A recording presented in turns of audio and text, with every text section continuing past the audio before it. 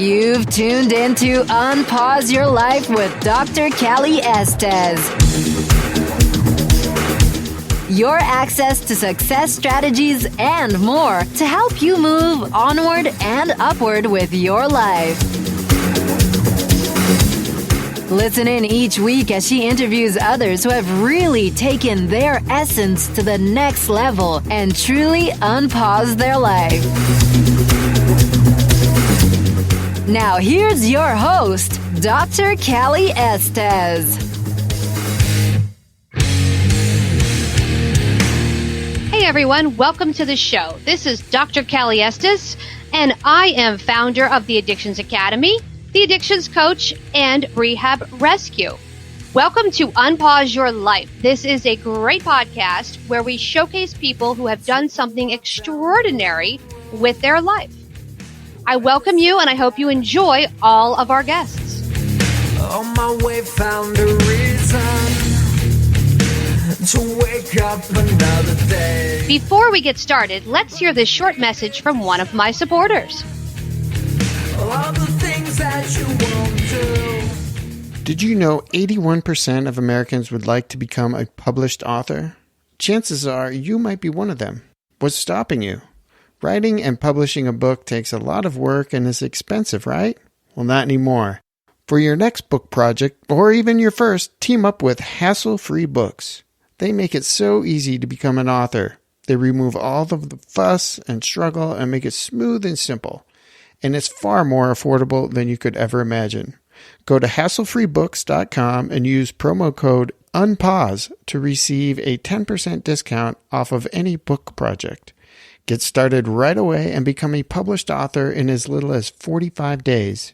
For your free 1-hour book formula guide, which will show you just how painless it can be to become an author, head to hasslefreebooks.com today. All right. Thanks again for joining me. Let's get started with today's show. Took a walk down the dark road where they said that I shouldn't go. I knew the dangers of... Welcome to Unpause Your Life with Dr. Callie Estes of the Addictions Coach and the Addictions Academy. I have a very special guest today. I want to welcome Matt Bradley of Deadliest Catch.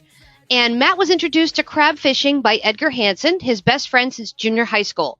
Matt is a deckhand on the Northwestern and has been featured on Deadliest Catch every year since their first season. Matt has been fishing with the Hansen family for over 23 years. Prior to fishing on the Northwestern, Matt worked as a restaurant cook for several years.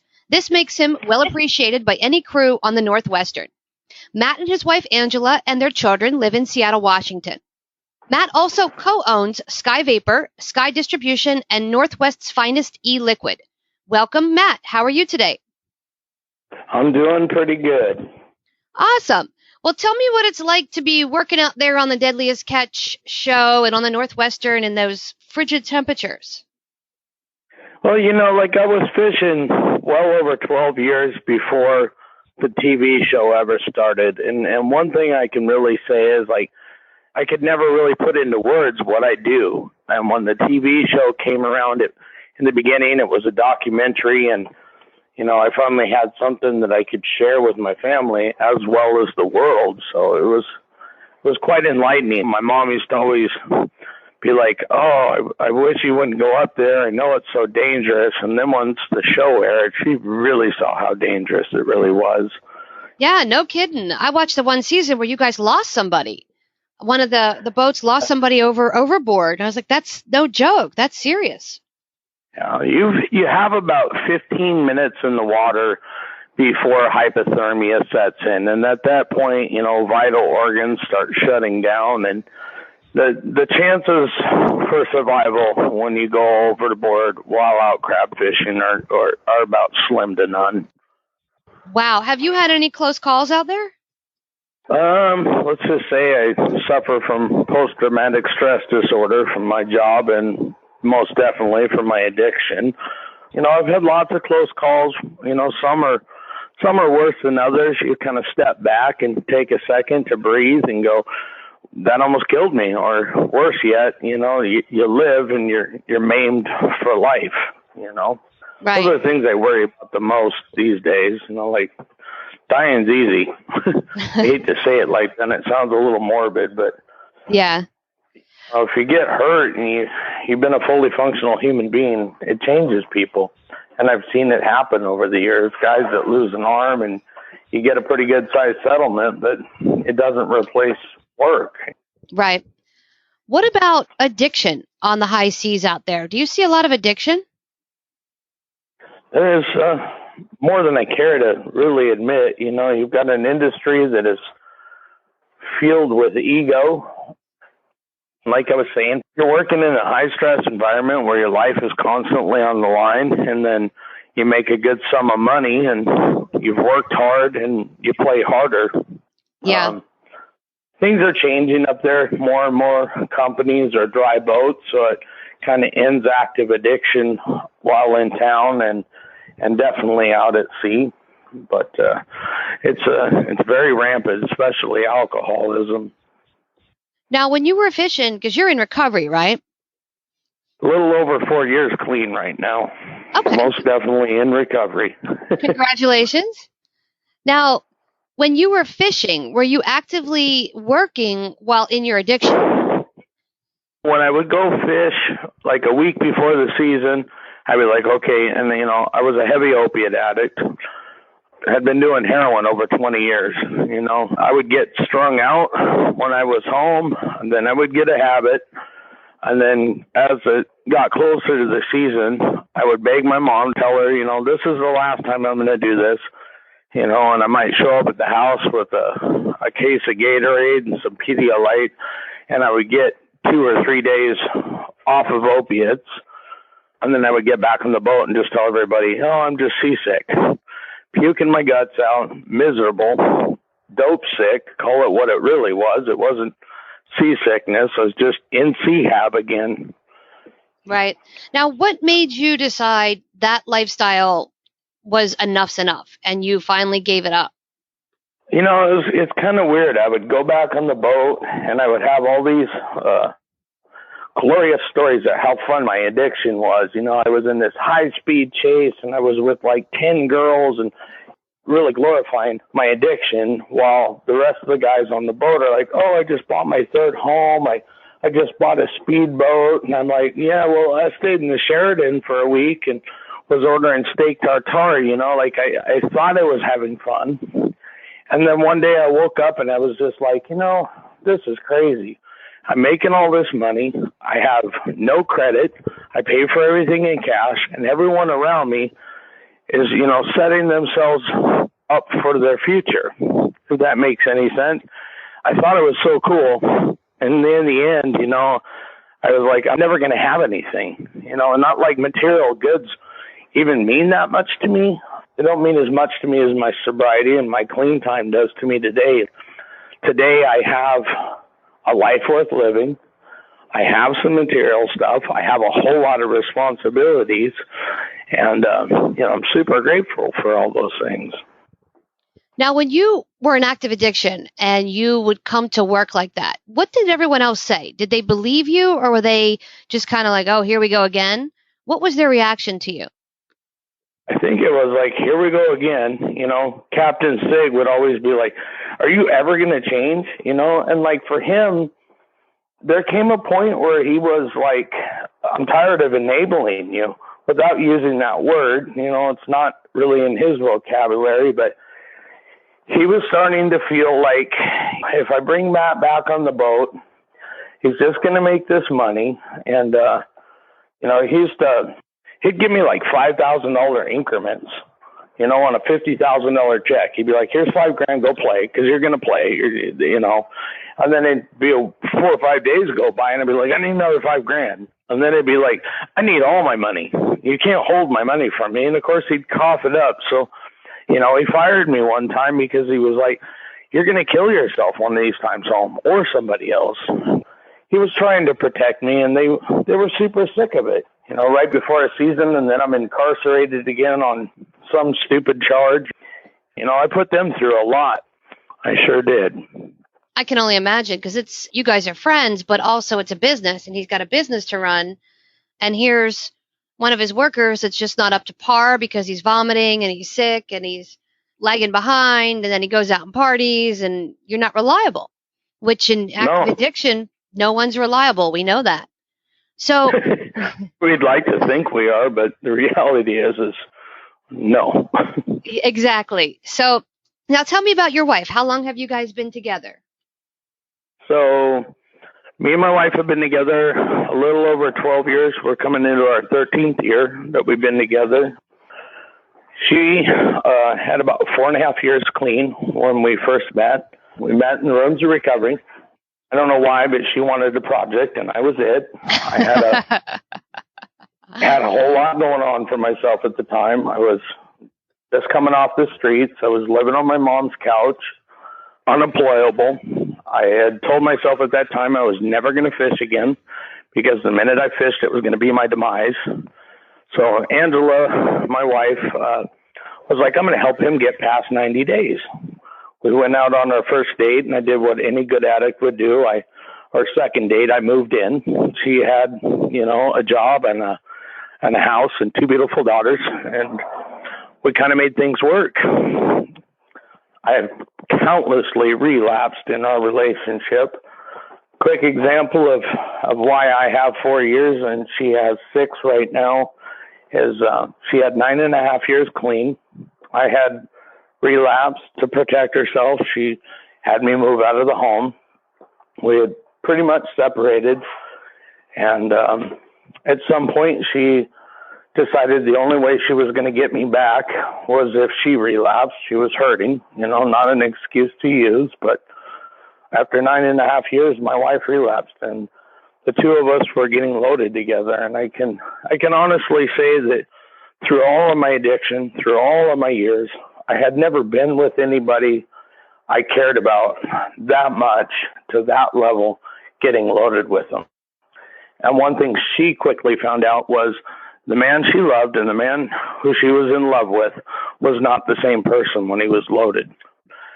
I honestly say, she's one of the few addicts I've ever been with that had a moral compass that wasn't broken.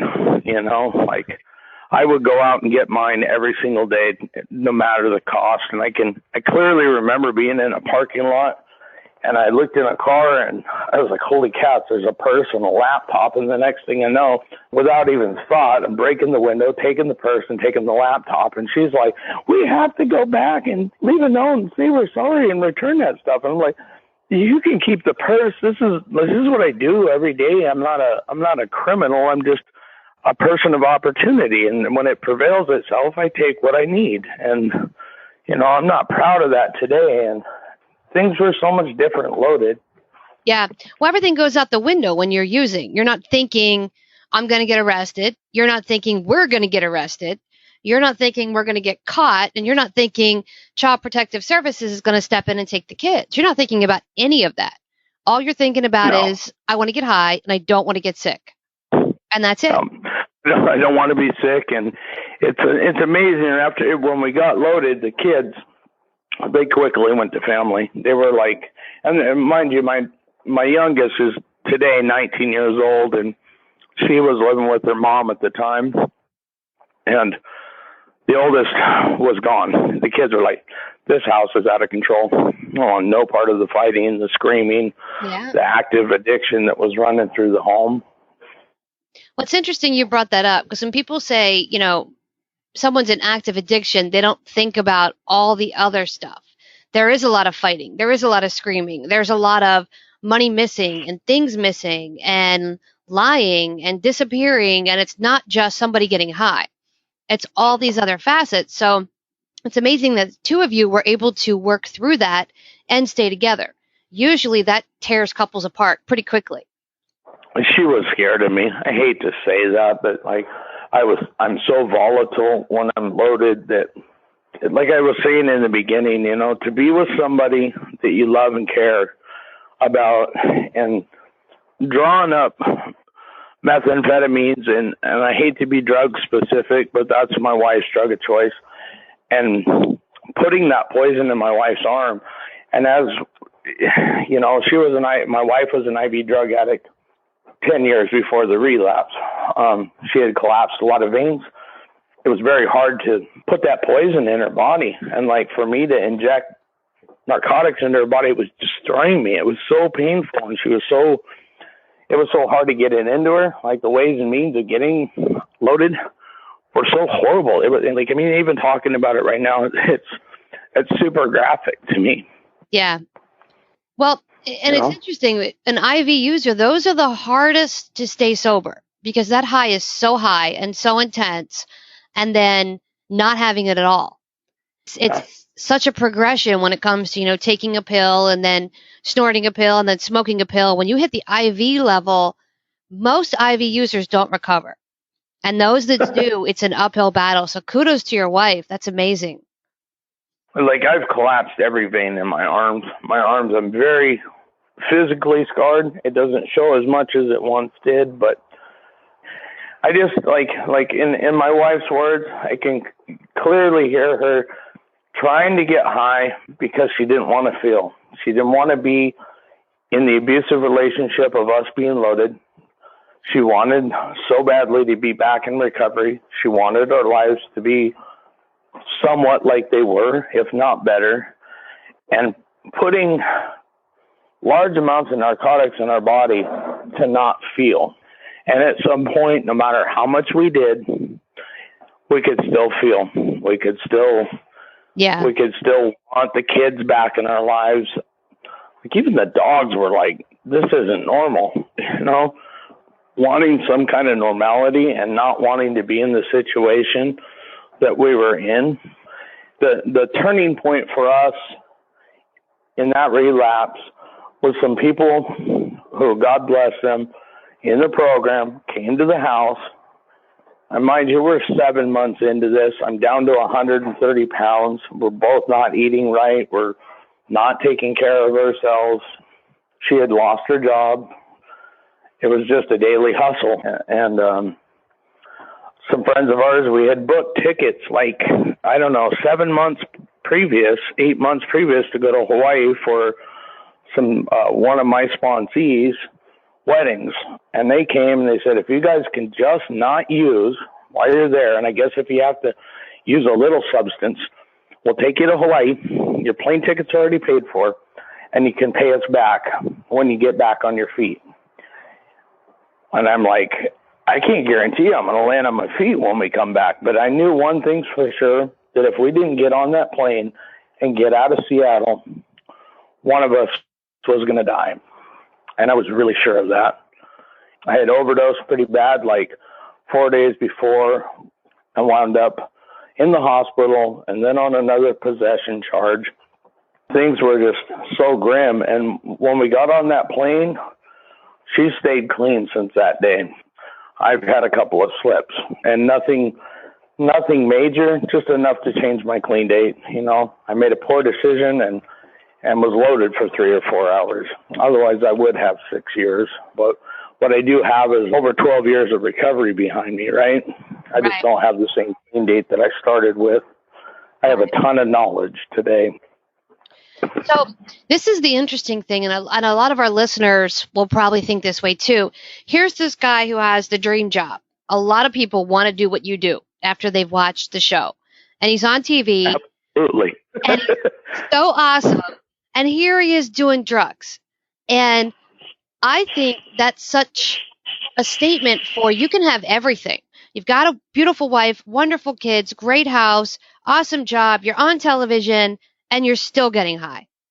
And that shows that drugs don't stop. They cross every boundary, no matter who you are, what you do, or what you have. So how would you tell somebody who's 19, 20, 21, 25, who's shooting dope, what do you say to them now? The minute I get loaded, everything I own is worth about $20. It all quickly disappears. Making some poor decisions to pick up again, the minute I pick up, all my decisions are removed from me. I no longer have a choice, and I really believe that. And if you're in the age bracket of 19 to 25 years old and you're thinking, today I want to stop. Today I want to quit. Today I want to change my life. It's possible for any of us.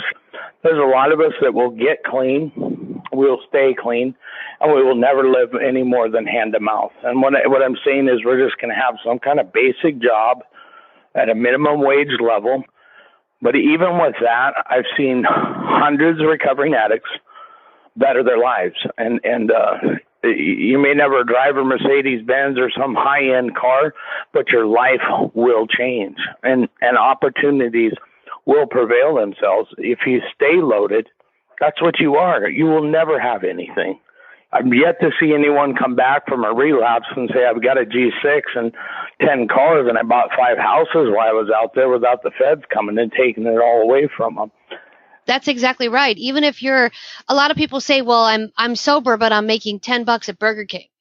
And I say, well, at least you're making $10 at Burger King, number one, and you're sober. That's the most important thing. And it does happen when you get hustling $150, $200 a day habit. Yeah. When I first decided that I wasn't going to fish anymore, and I was working at a moving company, I was moving household goods and pianos locally here in Washington. And that was the best it was ever going to be for me. I was going to be okay doing a very hard labor job for $10, $11 an hour. But I tell you, even looking back, even in this moment, those are some of the best moments of my life. When I could finally afford a new pair of shoes, I didn't have to steal them. I didn't have to buy them from a booster for half price. Everything that I was buying for myself and able to pay my mom some money for rent, I was so blessed. Like, my needs were met, and I didn't really need any more. I mean, like, when I came into the rooms, I had 1 or 2 changes of clothes. Within that 3rd and 4th week of being in the program, in my 12-step program, my clothes didn't fit me anymore. My mom took me to a thrift store, and being the good codependent mom that she is, bought me some clothes and helped me out a little bit. But the rest of it, I can remember 6 or 7 months clean and going to a department store and buying my first outfit. Like, I had this, what I thought at the moment, some baller-ass Puma outfit, and I was looking pretty flashy and feeling pretty good about myself. I had that new clothes confidence, and I had done something for myself. Like, I didn't steal it. I earned it. And I was super grateful to take better than half my paycheck just to get one outfit, like, life was good. Yeah, everything changes when you don't have to steal it anymore and you feel accomplished. I did this. This is mine. I earned it. I didn't steal it. Because when you steal things, you have the guilt and the remorse and all that other nonsense that comes along with that lifestyle. And with heroin specifically and opiates, it's a full-time job. You can't work and still maintain that lifestyle. I mean, when you have $150, $200 a day habit and you're out there every single day, it's hard to keep that amount of money. And then with what you guys do, you get paid sporadically. So you get this big check and then boom, you spend it all and then you're broke. It's like, oh crap, I spent everything. So it's it was a super vicious cycle for me. Yeah. Go fish, make $40,000, $50,000, come home, live high on the hog, try to do something right, take a little bit of the money, give it to my baby's mom, give some to my mom, try to, stay in the graces of the church with the family, and then the rest it's all about me. And then, by the time the money was ran out, the cops are getting hot and heavy on my trail, and it's time to go fishing again. Like, it was so hard to break that cycle for me. Yeah. And not to mention, it gets rolling. After a while, it's like, wow, what am I doing? I'm having a little bit of fun. And then it turns into not fun at all. And all I'm doing is working and spending money and working and spending money and working and spending money. I got nothing to show for it. Nothing to show for it. That's when people get sober and they say, I'm sick and tired of being sick and tired. And they say, there's got to be something better. And that sounds like what you did. Now, you're getting into the space of helping people. Tell me what you're doing in that area. How are you starting to help people in recovery and people getting into recovery? So there's a lot of different facets to what I do. Today, I feel like I can carry a pretty powerful message. I have a home group. I have a sponsor. I work my steps, and some of the different things I've done with my recovery is every time I go fish, I get to come home and reinvent my recovery, right? With every time I have relapsed, I get to reinvent my recovery. I've been on bowling leagues and softball teams, and I've done all kinds of different stuff with my recovery, and I've always, found somebody that, I thought had some potential, and so I walk them through the 12 steps, and I work with them, and I help get them to meetings, and then when it's time for me to go fish, I pawn them off onto my sponsor, or make sure that they got good contact information in case there's a trial and tribulation or even a good day that they need to share it with somebody if I'm not available. And like different things I do today, one of them is I volunteer on a wash truck. The wash truck goes to the soup kitchen at 3-4 different locations here in Washington, and we do the homeless's laundry. And when the wash truck shows up, a fifth wheel trailer is there. There's a couple of showers for the men and a couple of showers for the women on it, and get their clothes clean.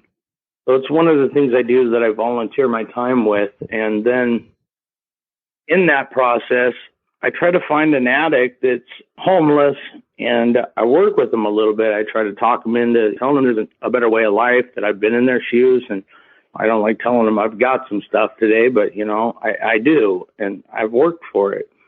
And then I help them get detoxed, and then I bring them down to the Salvation Army, which has a 6-month treatment facility that costs, check this out, nothing. Yeah.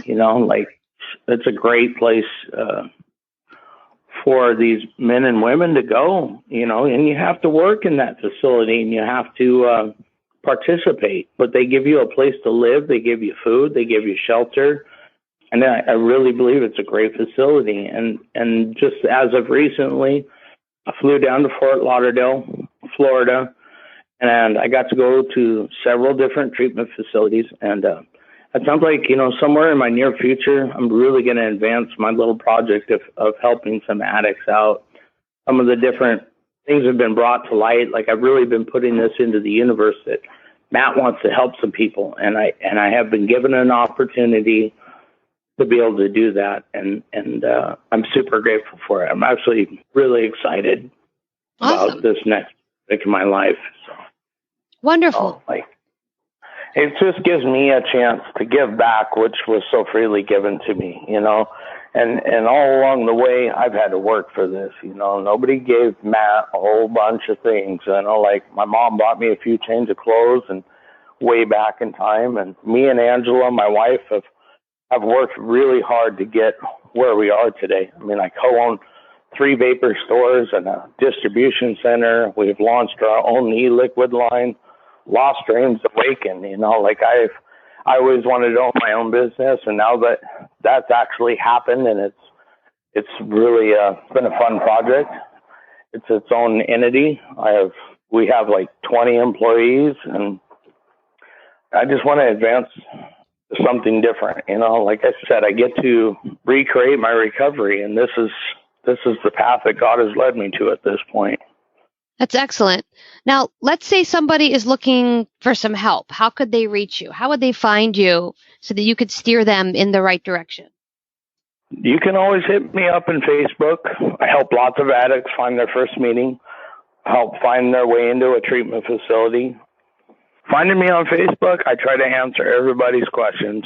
You can hit me up on my public profile or my regular one. I'm always open to answering questions. I have a lot of resources at my fingertips. If I can't help you, I know 3 great men right now that would be more than willing to help you. Wonderful. Well, thank you for coming on the show. I appreciate your wisdom and your help that you're doing out there to help people get sober, and, of course, fishing for the rest of us to eat. We appreciate that, too. Commercial fishermen feeding the world. That's you. This has been Unpause Your Life with Dr. Callie Estes and Matt Bradley. Thank you for coming on the show. Right on. Thank you for having me. It's been an honor. Hey, everyone. Thanks again for listening. I really hope you enjoyed the show today. Head on over to iTunes and Apple Podcasts and leave a comment or review of what you think. Or contact us at 1-800-706-0318. If you want to be on our show, feel free to email or call. And if you have a topic, feel free to email or call as well. Thanks for listening to Unpause Your Life. For show notes and more, head on over to unpauseyourlife.com.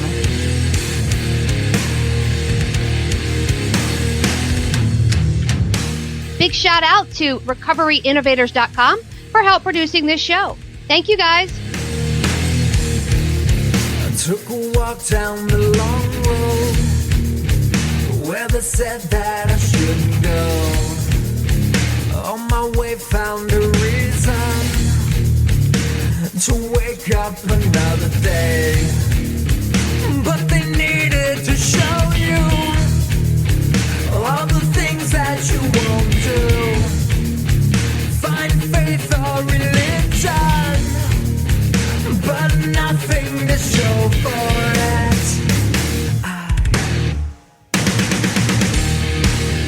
No need to escape in love with my pain.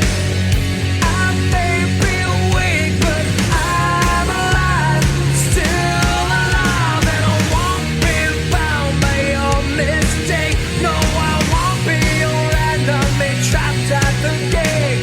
Bring me to life, put me to death. Just give me something that's just not so hard to believe.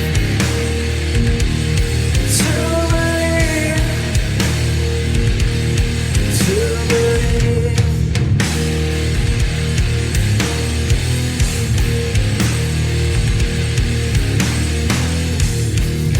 I took a walk down the dark road where they said that I shouldn't go.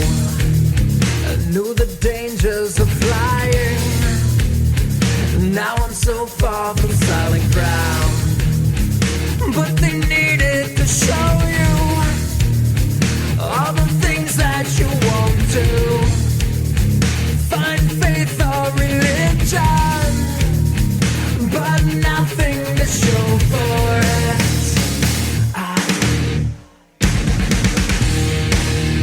No need to escape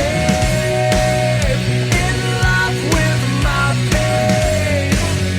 I may be weak, but I'm alive, still alive, and I won't be bound by your mistake. No, I won't be your enemy, trapped at the gate. Bring me to life, put me to death. Just give me something that's just not so hard to believe. To believe.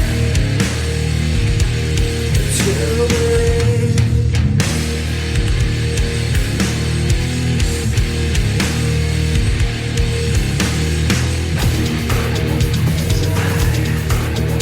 You're right.